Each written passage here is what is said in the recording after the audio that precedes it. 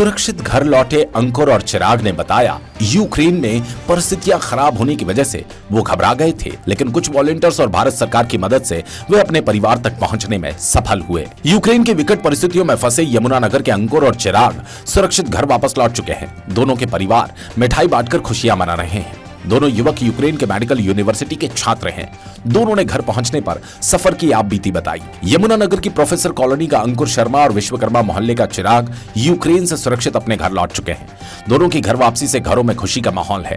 अंकुर शर्मा ने बताया कि विकट परिस्थितियों से पहले एम्बेसी ने बच्चों को आगाह किया था, लेकिन वहां की यूनिवर्सिटी ने पढ़ाई के लिए ऑनलाइन माध्यम जारी नहीं किया, जिस वजह से वो असमंजस में थे। उस वक्त युद्ध की स्थिति भी नजर नहीं आ रही थी, लेकिन जब विकट परिस्थितियां पैदा होने लगी तो बॉर्डर का रुख करने लगे। इस दौरान वे एम्बेसी के भी संपर्क में रहे। जब बॉर्डर पर पहुंचे तो वॉलंटियर्स के रूप में हंगरी और रोमानिया के लोगों ने भी उनकी मदद की। उन्हें खाने पीने से लेकर बॉर्डर से एयरपोर्ट तक के लिए पहुंचने की सुविधा भी मुहैया करवाई। वहीं चिराग का कहना था, अब वे ऑनलाइन पढ़ाई करेंगे और यदि स्थितियां ठीक नहीं हुई तो सरकार द्वारा अन्य यूनिवर्सिटी में दाखिले के विकल्प की मांग करेंगे। वहीं उन्होंने बताया, बॉर्डर पर भारतीयों के साथ दुर्व्यवहार भी किया जा रहा था। यमुनानगर से राकेश भारतीय की रिपोर्ट। सर, क्या नाम है आपका और आप यूक्रेन पढ़ाई के लिए गए थे? कौन से ईयर के छात्र हैं आप? और एक सवाल आपसे, सरकार की ओर से उस समय जब कहा जा रहा था कि आप भारत लौट जाएं, तो आप उस समय क्यों नहीं लौटे थे? सर, मेरा नाम चिराग है, चिराग सब लोग। मैं इवानो फ्रेंकोविच मेडिकल यूनिवर्सिटी में पढ़ता हूँ यूक्रेन में, और मेरे को वहाँ गए हुए 4 साल हो चुके हैं। तो जैसे मैं आपको लास्ट कुछ टाइम से बता रहा हूँ कि गवर्नमेंट ने एडवाइजरी जारी की थी 20 तारीख को कि अभी आपको अनिवार्य है कि आप कुछ टाइम के लिए छोड़ दीजिए यूक्रेन को। तो उस टाइम हमने सोचा कि ऐसा अगर गवर्नमेंट करे तो शायद से कुछ हो, बट हमने एम्बेसी से कांटेक्ट करा, एम्बेसी ऑफिशियल से बात करी, तो वो सब कहते हैं कि हम आपको बस टेम्परेरी कह रहे हैं कि ऐसा कुछ नहीं है, बस वैसे ही कह रहे हैं, अगर जाना सकते हो आप तो जा सकते हो, अगर ऐसा कुछ होगा तो आपकी गवर्नमेंट आपके साथ खड़ी है, कभी कुछ नहीं हो सकता आपको। बट उसके बाद 22 तारीख को हमारे पास इन्फॉर्मेशन आती है कि आपको यूक्रेन छोड़ना अनिवार्य है, आप यहाँ से निकलिए जल्दी। और जैसा कि अगर हम निकलने की कोशिश करते तो उस टाइम फ़्लाइट्स भी बहुत कम थी और फ्लाइट्स के फेयर्स बहुत ज़्यादा थे, क्योंकि ये नहीं है कि सिर्फ अकेला मैं ही हूँ वहाँ पे या कुछ बच्चे हैं, वहाँ पे 20,000 इंडियन बच्चे हैं। सो सिर्फ बच्चे ही नहीं है, 20,000 से ज़्यादा भी हैं, क्योंकि कई लोग ऐसे होते हैं जो बिना वीज़ा के भी वहाँ रहते हैं। तो आप ये सोच सकते हैं कि कितनी बड़ी सिचुएशन वहाँ पर क्रिएट हुई है। तो अब ये तो नहीं है ना कि अगर 22 तारीख को गवर्नमेंट बोल रही कि आप छोड़िए तो मैं अगले दिन ही वहाँ से निकल सकूँ, क्योंकि एकदम मेरे को फ़्लाइट भी नहीं मिल सकती। और मैंने बहुत कोशिश करी कि मेरे को 24 तारीख की फ़्लाइट मिल जाए, लेकिन भगवान का अच्छा रहा, भगवान का हाथ था जो मैं 24 तारीख की मेरी फ़्लाइट कैंसिल हो गई अपने आप। तो फिर मैंने 27 तारीख की फ़्लाइट ली, बट उससे पहले ही हमला हो गया था 24 तारीख को ही। तो अब जैसे कि आप भारत आ चुके हैं, अपने परिवार के बीच में हैं, तो अब नेक्स्ट कदम क्या रहेगा? क्या आप युद्ध के बाद अपने यूक्रेन में वापस जाना चाहोगे और वहाँ पढ़ाई जारी रखना चाहोगे? जी, यहाँ नए कॉलेज में दाखिला लोगे? देखें, आप देखा जाता है कि अगर गवर्नमेंट हमें कुछ हेल्प करती है, कि अगर हमें जैसे हमारी स्टडी यहाँ पे कंटिन्यू करवाती है, अगर, क्योंकि बच्चे ये नहीं है कि कुछ बच्चे हैं, बच्चे बहुत ज़्यादा, अगर गवर्नमेंट कुछ अच्छा एक्शन लेती है, अगर सभी बच्चों के अकॉर्डिंगली कुछ करती है, सभी बच्चों को कुछ मिलजुल कर कुछ नया कॉलेज में एडमिशन देती है, अगर ज़्यादा नहीं 4th ईयर में नहीं, क्या पता थोड़ा बैक करके एडमिशन देते तो वो भी अच्छा है। लेकिन अगर गवर्नमेंट हमें यहाँ पे अप्लाई करवाती है तो बहुत अच्छा। अगर ऐसे नहीं है तो हमें यूक्रेन में आश्वासन दे कि अगली बार से आपके लिए हम साथों साथ खड़े हैं, तो हम फिर वापस जा सकते हैं पढ़ाई के लिए। तो अभी भारत आते समय क्या आपको सीमा पर किसी प्रकार की कोई दिक्कत परेशानी का सामना करना पड़ा, या कोई ऐसे व्यक्ति जिसने आप पर हमला करने की कोशिश की हो? नहीं, देखिए, हम जब वहाँ से इवानो से निकले थे तो हमने सबसे पहले एडवाइजरी ये थी कि आप जब भी अपने टैक्सी में या गाड़ी से जाएं तो वहाँ पे इंडियन फ्लैग लगा लें, तो आपको रास्ते में कोई नहीं रोकेगा।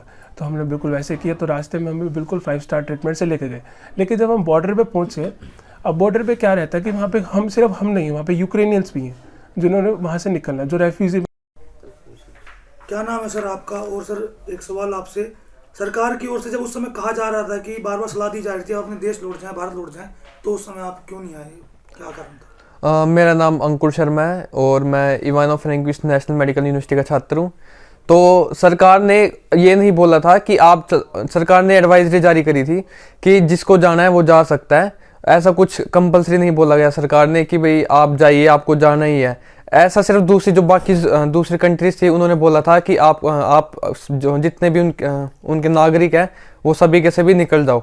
हमने जब यूनिवर्सिटीज़ थी, उन्होंने जो बच्चे थे उन्होंने जब एम्बेसीज में या सरकार के मतलब जितने भी हाई अथॉरिटीज़ हैं उनको फ़ोन वगैरह किया, उनको उनको मतलब कि बात करने की कोशिश की, उनको बताया गया यहाँ की सिचुएशन कि यहाँ ये सब हो रहा है, तो हमारी यूनिवर्सिटीज़ ऑनलाइन करा दीजिए, हम साथ के साथ निकल जाएंगे या जो भी है वहाँ पर। तो एम्बेसीज बोलते कि यहाँ पर ऐसा कुछ नहीं है, आपसे जब तक हम तो आप सेफ़ हैं, और जिसको जाना है वो जा सकता है खुद के उस पर, और हमारी कोई जिम्मेवारी नहीं होगी, जो चला जाएगा।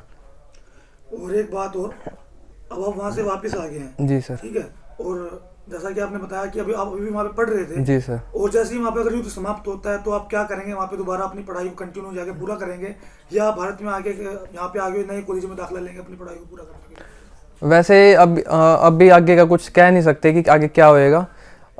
अभी तक ये है कि जब युद्ध बंद होएगा तो चांसेस है कि क्लासेस ऑनलाइन शुरू हो जाएंगी, और अगर कुछ ऐसी अड़चन आती है कि हम वहाँ पे नहीं पढ़ पाते या कुछ नहीं कर पाएंगे, तो गवर्नमेंट या फिर जो हमारे यूनिवर्सिटीज़ है वो हमको अल्टरनेटिव ऑप्शंस प्रोवाइड कराएंगे, या हमको दूसरी यूनिवर्सिटीज़ में शिफ्ट करा दिया जाएगा, या हमको शायद गवर्नमेंट से बात करके कहीं और पे या शायद इंडिया में ही हमसे कुछ करा दिया जाए।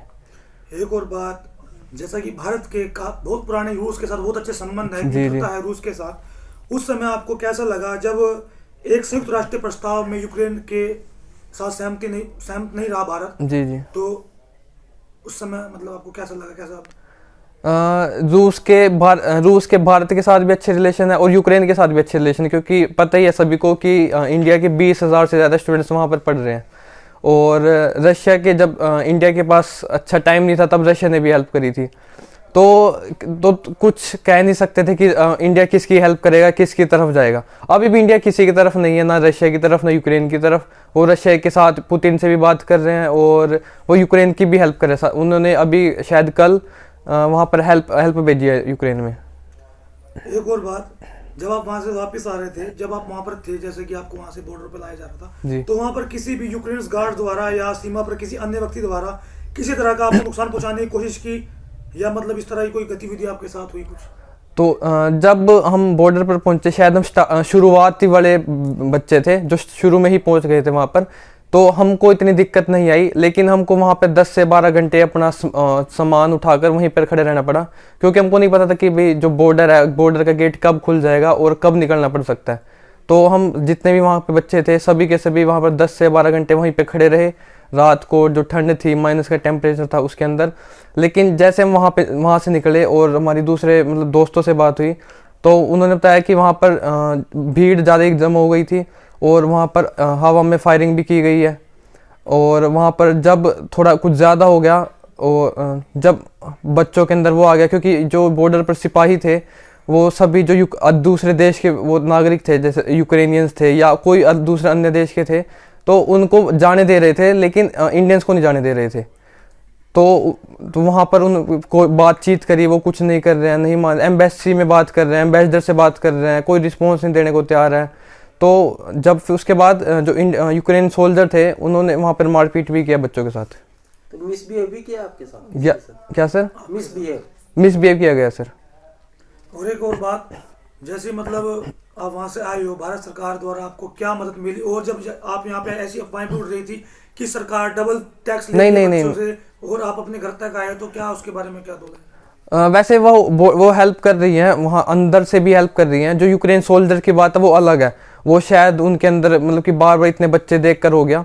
लेकिन जैसे बॉर्डर क्रॉस हो रहा है, वहाँ से लेके घर आने तक सारी सुविधाएं दे रही है गवर्नमेंट, एम्बेसी जो भी है वहाँ के। जो जिस देश में जा रहे हैं, जैसे हंगरी हो गया, रोमानिया हो गया, वहाँ के जो वॉलंटियर्स हैं वो इतनी हेल्प कर रहे हैं। वो खुद बोल रहे हैं कि अगर आपको इंडिया तक जाना है तो हम छोड़ के आएंगे आपको। वहाँ से लेके हमारे लिए खाने का, रहने का, पीने का सारा इंतज़ाम किया गया है। और वहाँ से लेके जो हमारे लिए एयरपोर्ट तक की बस बुक की गई है, जो कि 10 घंटे का सफ़र था। वहाँ से एयरपोर्ट के अंदर खाने का, पीने का, रहने का सब अरेंजमेंट।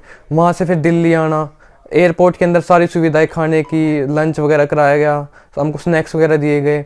और दिल्ली आने के बाद जब अब बात हुई तो वहाँ पर हर स्टेट के ऑफिशियल्स खड़े हुए हैं जो हेल्प कर रहे हैं, जिनसे पूछा जा रहा है कि अगर आपके पास घर जाने का साधन नहीं है या फिर अभी आपके घर वाले लेने आ रहे हैं, अगर लेट आएंगे तो उनके लिए उनको फैसिलिटीज़ प्रोवाइड करा रहे हैं। घर जाने के लिए बसेस, टैक्सीज, जैसे वो चाहते हैं वो करा रहे हैं। और लेट हो रहा है तो उनके लिए होटल्स वगैरह भी फ्री में बुक कर रहे हैं। तो कहना ये सही होगा कि आपसे किसी भी तरह का कोई शुल्क नहीं कोई आपके घर तक? जी बिल्कुल, कुछ नहीं लिया गया।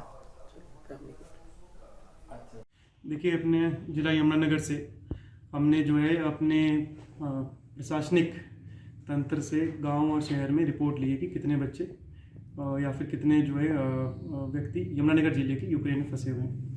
अभी कल जो है आंकड़ा ये करीबन 42 लोगों का है हमारे पास, और इसमें मैं आप लोगों के माध्यम से लोगों को ये बताना चाहूँगा कि हरियाणा प्रदेश सरकार और केंद्र सरकार जो है यूक्रेन में फंसे हुए जितने हमारे साथी हैं उनको वापस लाने के लिए पूरा जो है प्रयासरत है। इसके लिए जो है प्रदेश सरकार ने, हरियाणा सरकार ने अपने सर पे एक व्हाट्सएप नंबर भी जारी किया है, जो है 9212314595, और साथ ही साथ जिला प्रशासन यमुनानगर ने भी एक जो है नंबर चालू किया है 01732237801, जिसपे कोई भी हमारे ज़िले का व्यक्ति यूक्रेन में अगर उनके कोई साथी रिश्तेदार कोई भी फंसा हुआ है तो उसके बारे में हमारे या इन नंबरों पे संपर्क करके सूचना ले सकता है। और अगर ऐसा कोई मामला हमारे संज्ञान में आता है तो जिला प्रशासन यमुनानगर प्रदेश सरकार और केंद्र सरकार के द्वारा उन लोगों की पूरी सहायता करने का प्रयास करेगा। जी, देखिए, ये जो जितने भी बच्चे अभी तक या फिर जितने भी व्यक्ति जो हमारे संज्ञान में आए हैं, हमने उनके परिवार वालों से सीधा संपर्क किया है और उनको ये सूचित किया गया है कि प्रदेश सरकार और केंद्र सरकार जो है आपके साथ है इस समस्या के लिए और इसको निपटाने के लिए पूरा प्रयास कर रही है। साथ ही साथ जिला प्रशासन यमुनानगर ने भी इन बच्चों को जो है हमारे प्रशासन के द्वारा टेलीफोन पे संपर्क किया गया यूक्रेन में, और हम लोग अगर ऐसी कोई भी स्थिति होती है तो आगे भी उनसे संपर्क में रहेंगे और उनको हर तरह का जो है सहायता उपलब्ध कराने का प्रयास करेंगे।